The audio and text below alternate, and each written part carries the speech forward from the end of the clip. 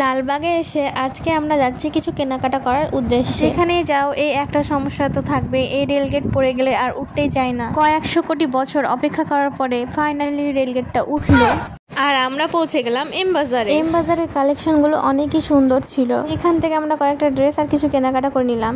এইখানে শপিং করা কমপ্লিট। এইবারে যাচ্ছি ট্রেন্ডসে।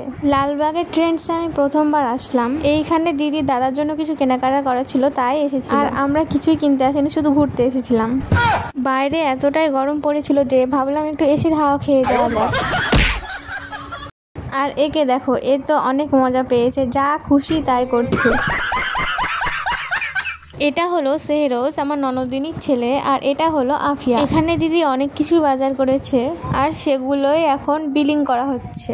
এই যে এই জিনিসগুলো সবগুলোই দিদি নিয়েছে। আমাদের শপিং করা ডান। এখন আমরা যাব বাড়ি। তোমরা আমার ভিডিওটা ভালো লাগলে লাইক করো আর চ্যানেলটাকে সাবস্ক্রাইব করে দিও। বাই। আর হ্যাঁ, কে কে এই জায়গাটাকে চিনতে পারছো, চিনতে পারলে অবশ্যই কমেন্টে জানিও।